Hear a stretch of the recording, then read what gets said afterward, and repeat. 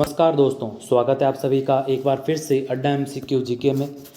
दोस्तों, प्रयोगशाला सहायक भूगोल विषय का आज हमारे दोस्तों चैप्टर है 20वां। ये दोस्तों आपके जलवायु।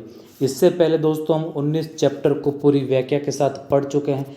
अगर वो वीडियो आपने नहीं देखे हैं तो प्लेलिस्ट में जाकर दोस्तों आप देख सकते हैं। लैब असिस्टेंट जियोग्राफी नाम से दोस्तों प्लेलिस्ट बनी है, इसमें जाकर दोस्तों आप इन 19 चैप्टर को देख सकते हैं। तो शुरू करने से पहले अगर आपने इस चैनल को सब्सक्राइब नहीं किया है तो इस चैनल को सब्सक्राइब कर लें, पास में स्थित बेल आइकन को दबा लें ताकि समय समय पर दोस्तों वीडियो अपलोड होने पर आपको अपडेट मिलते रहें। तो बिना देरी के दोस्तों हमारे शुरू करते हैं आज के पहले प्रश्न के साथ। आज का पहला प्रश्न दोस्तों ITCZ का विस्तृत रूप है। ये दोस्तों आपके मोस्ट इम्पोर्टेंट प्रश्न मान लीजिए। तो दोस्तों ITCZ का विस्तृत रूप होगा दोस्तों आपके इंटर ट्रॉपिकल कन्वर्जेंस जोन, यानी ब ऑप्शन आपके दोस्तों इसका सही उत्तर है। और अगर इसकी दोस्तों हिंदी में बात करें तो इसका हिंदी में अर्थ हुआ दोस्तों उष्ण कटिबंधीय अभिसरण क्षेत्र। हिंदी में क्या हुआ दोस्तों? उष्ण कटिबंधीय अभिसरण क्षेत्र। तो आपके ब ऑप्शन दोस्तों इसका राइट आंसर होगा। अब दोस्तों अगर ITCZ क्षेत्र की बात करें तो ये है दोस्तों हमारे गोलार्ध या ग्लोब। अब दोस्तों हम सभी जानते हैं कि ध्रुवों पर क्या होता है दोस्तों? हमने हमारे पिछली बुक में दोस्तों जब हमने चैप्टर किए थे तो दोस्तों उसमें हमने चर्चा की थी कि ध्रुवों पर क्या होता है? दाब उच्च होता है। क्या होता है दोस्तों? उच्च होता है, यानी हाई प्रेशर। ये हो गई दोस्तों हमारी भूमध्य रेखा, ये हो गई दोस्तों हमारी कर्क रेखा, और ये हो गई दोस्तों हमारी मकर रेखा, और ये है हमारी भूमध्य या फिर दोस्तों विषुवत रेखा। अब दोस्तों जब व्यापारिक पवनें इस क्षेत्र में दोस्तों गति करती है, और दोस्तों इसकी हमने चर्चा की थी, ये क्षेत्र क्या कहलाता है? ये क्षेत्र दोस्तों हमारे उष्ण कटिबंधीय क्षेत्र कहलाता है। इसी को दोस्तों आपके ITCZ कहते हैं। अब जब दोस्तों इस क्षेत्र में जब व्यापारिक पवनें गति करती है तो ये दोस्तों इस विषुवत रेखा पर दोस्तों आकर आपके इकट्ठी होती है। इसी कारण दोस्तों इस क्षेत्र को आपके ITCZ यानी उष्ण कटिबंधीय अभिसरण क्षेत्र कहा जाता है। अब ये होता है आपके विषुवत रेखा पर स्थित। और दोस्तों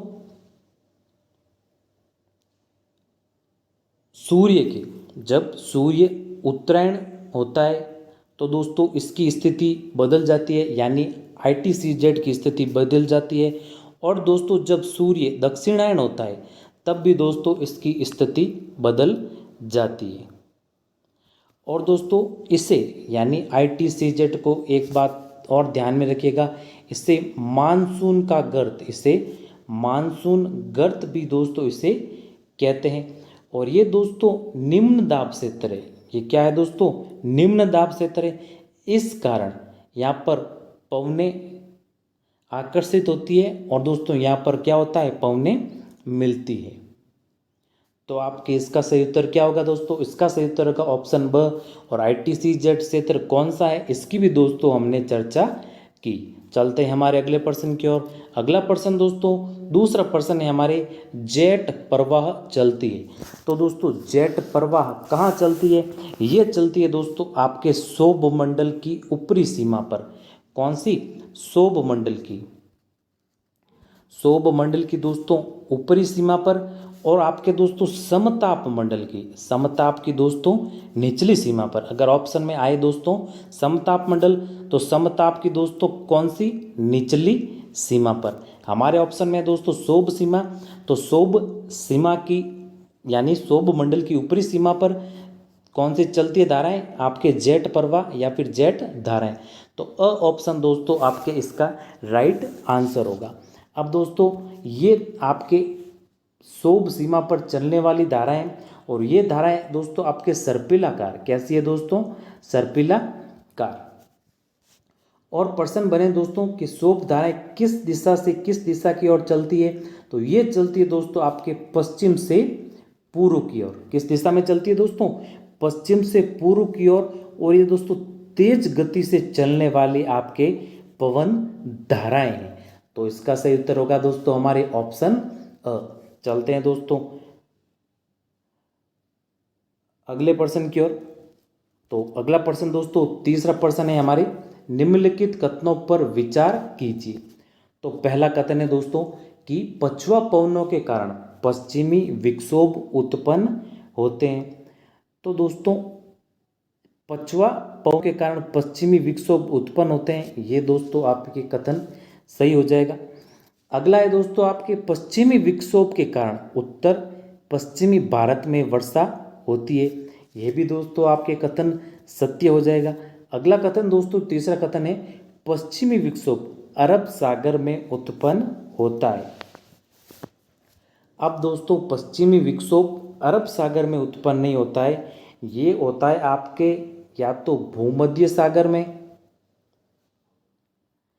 या फिर दोस्तों होता है आपके अटलांटिक सागर में। या तो भूमध्य सागर या दोस्तों अटलांटिक सागर के ऊपर दोस्तों ये पैदा होते हैं, क्या? पश्चिमी विक्षोभ। अब दोस्तों ये भारत में आने वाला शीतोष्ण कटिबंधीय चक्रवात है। क्या है दोस्तों? प्रश्न बन रहा होगा कि सबसे पहले कि पश्चिमी विक्षोभ इसमें भी आ रहा है, पश्चिमी विक्षोभ इसमें भी आ रहा है, तो पश्चिमी विक्षोभ सबसे पहले तो है क्या? तो पश्चिमी विक्षोभ क्या है? भारत में आने वाला शीतोष्ण कटिबंधीय चक्रवात है। क्या है दोस्तों? चक्रवात है। और ये किस दिशा से किस दिशा की ओर चलते हैं? ये चलते हैं दोस्तों आपके पश्चिम से। कहाँ पर? पश्चिम से दोस्तों पूर्व की ओर। किस ओर चलते हैं? पश्चिम से पूर्व की ओर। और ये दोस्तों भारत में भी प्रवेश आपके पश्चिमी भाग से प्रवेश करते हैं। क्या करते हैं? पश्चिमी विक्षोभ। इसी कारण इनका नाम क्या है? पश्चिमी विक्षोभ। तो ये आपके दोस्तों तीसरा कथन आपके इसमें से गलत हो जाएगा, यानी कि हमें दोस्तों इसमें सत्य कथन के बारे में बताना था कि प्रश्न दे रखा है उपरोक्त में से कौन सा कथन सत्य है, यानी ब ऑप्शन हमारे राइट है, यानी 1 और 2 कथन आपके सत्य है, तीसरा गलत है। क्यों गलत है? क्योंकि दोस्तों पश्चिमी विक्षोभ अरब सागर में उत्पन्न नहीं होते हैं, ये होते हैं दोस्तों आपके भूमध्य सागर के ऊपर या फिर दोस्तों आपके अटलांटिक महासागर में। कहाँ होते हैं? यहाँ पर लिख देता हूँ दोस्तों, भूमध्य सागर या फिर दोस्तों अटलांटिक सागर में। तो आपके वो ऑप्शन दोस्तों इसका राइट आंसर होगा। चलते हैं हमारे अगले प्रश्न की ओर। अगला दोस्तों चौथा प्रश्न है, मानसून की उत्पत्ति संबंधी विचारधाराओं को कितने वर्गों में बांटा गया है? ये बांटा गया आपके 2 वर्गों में। 2 वर्ग कौन कौन से हैं? चीर सम्मत विचारधाराएं, चीर सम्मत विचारधारा, और दोस्तों दूसरा है आपके आधुनिक विचारधारा। कौन सा दोस्तों? आधुनिक विचारधारा या फिर जिसे मॉडर्न विचारधारा, और इसे दोस्तों आपके चीर सम्मत को कहेंगे आपके क्लासिकल विचारधारा। आप चीर सम्मत की बात करें तो ये आपके तापीय परिकल्पना, तापीय परिकल्पना आपके चीर सम्मत विचारधारा है, और ये दी थी आपके हेली महोदय ने। किसके द्वारा दी गई? हेली महोदय द्वारा। और आधुनिक विचारधारा की बात करें तो आधुनिक विचारधारा में दोस्तों आपके आरटीसी जेट, जिसकी दोस्तों हमने पहली प्रश्न में चर्चा की, और ये दोस्तों एक आपके पी कोटेश्वरम की विचारधारा भी है जो जेट प्रवाहों से संबंधित है, और एक है दोस्तों आपकी वायु राशि की परिकल्पना। कौन सी? वायु राशि की परिकल्पना। ये आपके फहान महोदय ने, किसने? फहान महोदय ने दोस्तों दी थी आपके वायु राशि की परिकल्पना। तो ये है दोस्तों आपके आधुनिक परिकल्पना। और चीर सम्मत परिकल्पना कौन सी है? ये आपके तापीय परिकल्पना, और ये दी थी हमारे हेली महोदय ने। तो ऑप्शन आपके इसका राइट आंसर होगा। तो कितने वर्गों में? 2 वर्गों में। एक तो आपके चीर सम्मत विचारधारा, एक हो गया दोस्तों आपके आधुनिक विचारधारा। चलते हैं दोस्तों हमारे अगले 5वें प्रश्न की ओर। 5वां प्रश्न दोस्तों, भारत में मानसून का प्रवेश होता है। तो भारत में मानसून का प्रवेश कब होता है दोस्तों? ये होता है आपके जून में, यानी 1 जून को आपके दोस्तों दक्षिण पश्चिमी मानसून। कौन सा मानसून दोस्तों? दक्षिणी पश्चिमी मानसून। ये आपके केरल तट पर, कहाँ पर? केरल तट पर दोस्तों 1 जून को पहुंच जाता है, यानी 1 जून को आपके प्रवेश कर जाता है। अगर प्रश्न बने कि कौन से तट से दोस्तों प्रवेश होता है, केरल के तट से, और कौन सा मानसून, दक्षिणी पश्चिमी मानसून, कब, 1 जून को, तो अ ऑप्शन आपके इसका राइट आंसर होगा। चलते हैं दोस्तों हमारे अगले छठे प्रश्न की ओर। तो छठा प्रश्न हमारे क्या है, छठा प्रश्न है दोस्तों, भारत का निम्नलिखित में से कौन सा भाग गर्मियों से पहला मानसून प्राप्त होता है। तो दोस्तों कौन सा होता है आपके, ये होता है पश्चिमी घाट का मानसून। कौन सा दोस्तों, पश्चिमी घाट का। और भारत की भी बात करें दोस्तों, तो भारत में दोस्तों 2 मानसून से वर्षा होती है। कितने, 2 मानसून से। पहले की बात करें तो पहला है दोस्तों आपके दक्षिणी पश्चिमी मानसून, और दूसरा है दोस्तों हमारे उत्तर पूर्वी मानसून। और हम दोस्तों पूछा है प्रश्न में कि भारत का निम्नलिखित में से कौन सा भाग गर्मियों से पहला मानसून प्राप्त होता है, तो ये आपके होता है पश्चिमी घाट का। तो ब ऑप्शन आपके दोस्तों इसका राइट आंसर होगा। कौन सा होगा दोस्तों आपके, ब ऑप्शन, यानी पश्चिमी घाट का मानसून। चलते हैं दोस्तों हमारे अगले प्रश्न की ओर। अब अगला प्रश्न है दोस्तों हमारे 7वां प्रश्न, निम्नलिखित में से कौन भारत में मानसून देरी के पहुंचने का, देरी के यहाँ पे पहुंचने का होगा दोस्तों, देरी के पहुंचने का दोस्तों संभावित कारण है। तो ये सभी संभावित कारण है। अल नीनो, इसकी चर्चा हम कर चुके हैं, और चक्रवाती गठन, पश्चिमी विक्षोभ, और मेडिटेरेनियन जूनियन ऑसिलेशन। तो द ऑप्शन आपके इसका राइट आंसर होगा। मानसून को देरी से दोस्तों प्रभावित करने वाले ये आपके सभी कारक है। तो द ऑप्शन आपके इसका राइट आंसर हो जाएगा, यानी 1, 2, 3, 4 ये सभी आपके दोस्तों सही है। चलते हैं दोस्तों हमारे अगले प्रश्न की ओर। अगला दोस्तों प्रश्न है, राजस्थान में मानसून के संबंध में निम्नलिखित में से कौन सा कथन सत्य है। तो पहले कथन की बात करें तो दक्षिणी पश्चिमी मानसून केवल अरब सागर शाखा से राजस्थान में आता है, ये कथन तो हमारे सत्य है दोस्तों। दूसरे की बात करें तो दूसरा है दोस्तों, मानसून अगस्त सितंबर के अंत में राजस्थान में आता है। जी नहीं, अगस्त सितंबर में नहीं आता, ये आता है दोस्तों आपके जून जुलाई में। कब आता है, जून जुलाई के अंत में राजस्थान में मानसून का क्या होता है, आगमन होता है। तो दूसरा कथन तो हमारे गलत हो जाएगा, और पहला कथन दोस्तों हमारे सही हो जाएगा। तो अ ऑप्शन हमारे इसका राइट आंसर होगा। चलते हैं हमारे अगले प्रश्न की ओर। अगला दोस्तों 9वां प्रश्न है, निम्न को सुमेलित कीजिए। तो दोस्तों ये सभी तो आपके यानी आम्रवर्षा, फूलों वाली बौछार, और काल बैसाखी और लू की बात करें तो ये क्या है दोस्तों, ये आपके स्थानीय तूफान कह सकते हैं इसे। और ये ग्रीष्म ऋतु में आने वाले क्या है, स्थानीय तूफान। अब आम्रवर्षा किससे संबंधित है, ये होती है दोस्तों आपके केरल और कर्नाटक में। और ये दोस्तों आम को पकाने में सहायक होती है। जो आम गर्म हवाएं होती है दोस्तों ग्रीष्म ऋतु में आने वाली, ये आम को पकाने में सहायक होती है, इस कारण इसे आम्रवर्षा कहते हैं। और फूलों वाली बौछार की बात करें तो फूलों वाली बौछार दोस्तों आपके होती है केरल में। कहाँ पर दोस्तों, केरल में। ये है आपके स्थानीय पौने और ग्रीष्म ऋतु में होने वाली पौने हैं। और ये दोस्तों आपके महवा के फूल, किसके फूल, महवा के फूलों को खिलाने में दोस्तों ये आपके क्या होती है, सहायक होती है। और काल बैसाखी की बात करें तो ये है दोस्तों क्या है, काल बैसाखी, ये दोस्तों बैसाख महीने में चलने वाली दोस्तों क्या है, भयंकर पवन है। और ये आपके चलती है असम व दोस्तों पश्चिमी बंगाल में। और ये दोस्तों आपके सहायक है चाय और पटसन, और दोस्तों चावल की खेती के लिए दोस्तों आपकी काल बैसाखी आपके सहायक है।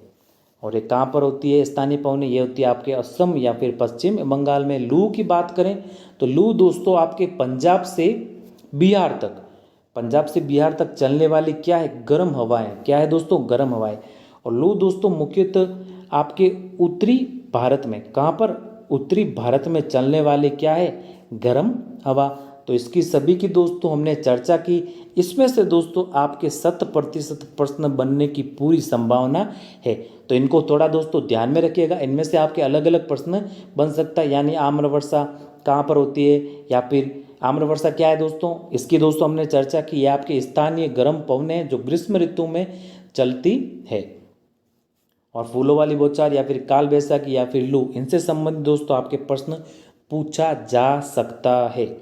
चलते हैं हमारे अगले प्रश्न की ओर। अगला प्रश्न दोस्तों है हमारे 10वां प्रश्न, जाड़े के आरंभ में तमिलनाडु के तटीय प्रदेशों में वर्षा किस कारण होती है।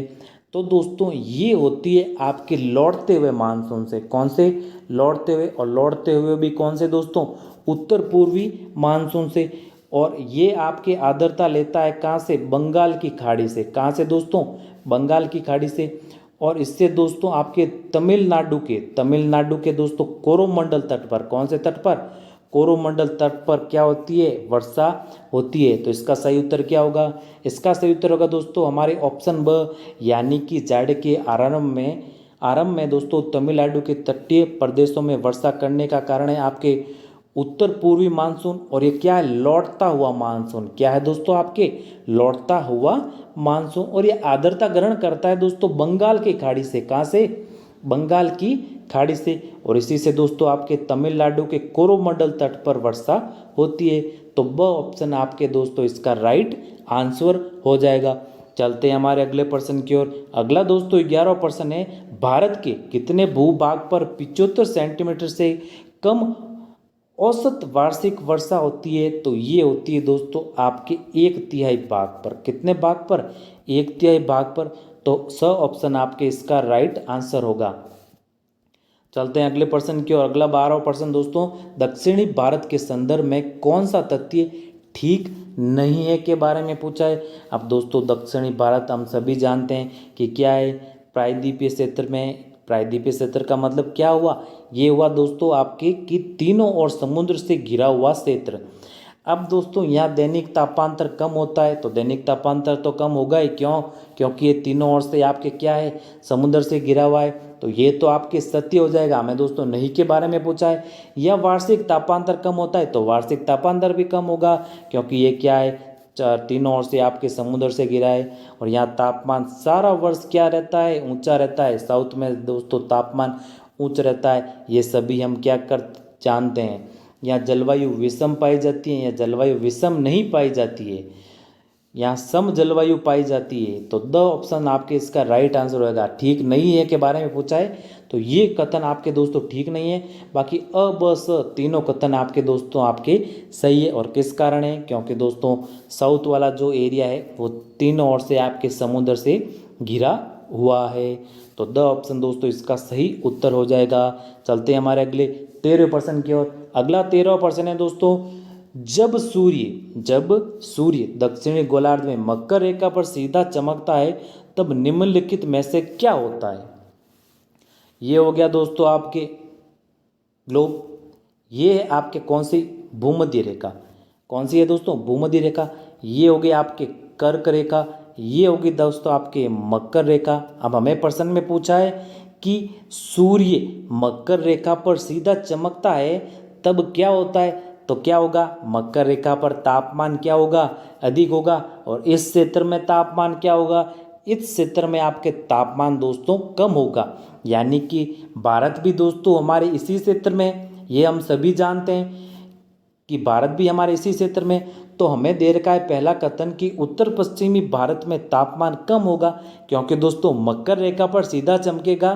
तो सीधा सा कारण है कि आपके इधर वाले क्षेत्र में, यानी जो आपके भूमध्य रेखा और कर्क रेखा के दोस्तों जो बीच वाले क्षेत्र है, यहाँ पर तापमान क्या होगा, कम होगा, क्योंकि मकर रेखा पर सीधा चमकता है। तो मकर रेखा पर तापमान क्या होगा, अधिक होगा। और इधर वाले क्षेत्र में दोस्तों आपके तापमान क्या होगा, कम होगा। इस कारण उच्च वायुदाब विकसित होगा। इसकी भी दोस्तों हम चर्चा कर चुके हैं कि जहाँ तापमान कम होगा वहाँ वायुदाब क्या होगा, उच्च होगा। तो पहला ही कथन दोस्तों आपके सही हो जाएगा।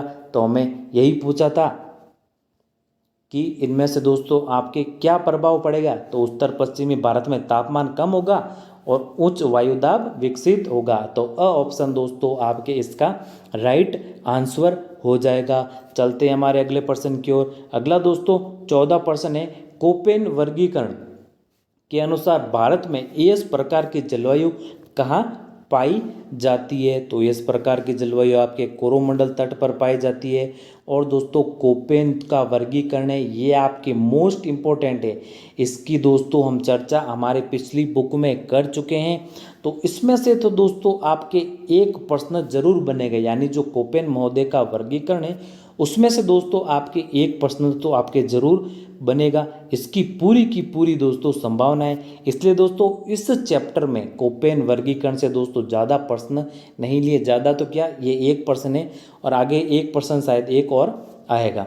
तो हमारे स ऑप्शन दोस्तों इसका राइट आंसर होगा। तो कोपेन वर्गीकरण को दोस्तों हम पिछली बुक में हमारे चर्चा कर चुके हैं, उसमें दोस्तों आप ध्यान से पढ़िएगा। चलते हैं हमारे अगले प्रश्न की ओर। अगला दोस्तों 15वां प्रश्न है, भारत में अधिकतम वर्षा वाला स्थान है। तो भारत में दोस्तों अधिकतम वर्षा वाला स्थान कौन सा है? इनमें से ये आपके दोस्तों मानसिन राम, कौन सा है? मानसिन राम, ये आपके मेघालय में, कहाँ पर है दोस्तों? मेघालय में। और एक और है दोस्तों आपके चेरापूंजी, कौन सा है दोस्तों? चेरापूंजी, ये भी है दोस्तों आपके मेघालय में। लेकिन दोस्तों मानसिन राम में दोस्तों चेरापूंजी से ज़्यादा वर्षा नोट की गई है, इसलिए आपके इसका सही उत्तर ऑप्शन ब होगा। और चेरापूंजी, अगर मानसिन राम की जगह चेरापूंजी दे तो चेरापूंजी आपके इसका सही उत्तर होगा। लेकिन इस प्रश्न में हमारा दे रखा है मानसिन राम, तो ब ऑप्शन आपके दोस्तों इसका राइट आंसर हो जाएगा। चलते हैं दोस्तों हमारे अगले प्रश्न की ओर। तो अगला प्रश्न है 16वां प्रश्न दोस्तों, भारत के कोरोमंडल तट पर सर्वाधिक वर्षा होती है। तो भारत के कोरोमंडल सर्वाधिक वर्षा होती है आपके अक्टूबर नवंबर में। तो द ऑप्शन आपके इसका राइट आंसर होगा। चलते हैं हमारे 17वें प्रश्न की ओर। 17वां प्रश्न है दोस्तों, भारत में उष्ण कटिबंधीय सवाना यानी AW जिसे कहते हैं प्रारूप की जलवायु अधिकांशतः कहाँ मिलती है? तो ये कहाँ मिलती है दोस्तों? ये मिलती है आपके, एक तो मिलती है मालाबार व तटीय क्षेत्रों में, और इसके अलावा प्रायद्वीपीय पठारी क्षेत्रों में भी मिलती है। तो इसमें दोस्तों आपके ब ऑप्शन राइट होगा। और मालाबार और तटीय क्षेत्र आए तो ये भी आपके सही हो सकते हैं। तो इसमें तो होगा हमारे ब ऑप्शन राइट। यह कहाँ पर मिलती है? ये प्रायद्वीपीय पठारी प्रदेशों में। चलते हैं हमारे अगले प्रश्न की ओर। अगला दोस्तों 18वां प्रश्न है, यदि भारत में कर्क रेखा के स्थान पर विषुवत रेखा होती तो यहाँ की जलवायु पर क्या प्रभाव पड़ता? मोस्ट इंपॉर्टेंट प्रश्न है दोस्तों आपके। तो क्या होगा दोस्तों, अगर कर्क रेखा के स्थान पर विषुवत रेखा होती, यानी भारत की स्थिति अगर आपके इधर होती, आपकी विषुवत रेखा या भूमध्य रेखा पर, तो यहाँ पर क्या होता है? यहाँ पर सूर्य क्या होता है दोस्तों? सीधा चमकता है, ये हम सभी जानते हैं, इसकी दोस्तों हम चर्चा कर चुके हैं। तो यहाँ पर सीधा चमकेगा तो यहाँ पर क्या होगा? तापमान अधिक होगा। तापमान क्या होगा? अधिक होगा। और तापमान अधिक होगा तो निम्न दाब होगा, और निम्न दाब होगा तो क्या होगा? अधिक वर्षा होगी। तो इसका सही उत्तर आपके क्या है? इसका सही उत्तर है दोस्तों आपके ऑप्शन ब, यानी कि अधिक ताप और अधिक वर्षा होगी अगर भारत में कर्क रेखा के स्थान पर विषुवत रेखा होती तो ब ऑप्शन तो आपके इसका दोस्तों राइट आंसर हो जाएगा। चलते हैं हमारे अगले प्रश्न की ओर। अगला 19वां प्रश्न है, किस पहाड़ी प्रदेश में सर्वाधिक वर्षा होती है? तो ये होती है दोस्तों आपके खासी पहाड़ी में। कौन सी? खासी पहाड़ी में। तो द ऑप्शन आपके इसका राइट आंसर हो जाएगा, और ये आपके मेघालय में। कहाँ पर है? मेघालय में। चलते हैं हमारे अगले प्रश्न की ओर। अगला और आज का अंतिम प्रश्न दोस्तों 20वां प्रश्न है, भारत के पश्चिमी तटों में ग्रीष्म में अति उच्च वर्षा मुख्यतः किसके कारण होती है? तो ये होती है दोस्तों आपके उष्ण कटिबंधीय की अवस्थिति के कारण। तो अ ऑप्शन आपके इसका राइट आंसर हो जाएगा। तो धन्यवाद दोस्तों, ये थे आपके 20वें चैप्टर के 20 महत्वपूर्ण प्रश्न। उम्मीद है कि वीडियो आपको पसंद आया होगा। अगर वीडियो पसंद आया है तो वीडियो को लाइक करें, अपने दोस्तों के साथ शेयर करें, और इस चैनल पर नए हैं तो इस चैनल को सब्सक्राइब जरूर करें। मिलते हैं दोस्तों हमारे नए चैप्टर में नए प्रश्नों के साथ। तब तक के लिए दोस्तों जय हिंद, वंदे मातरम।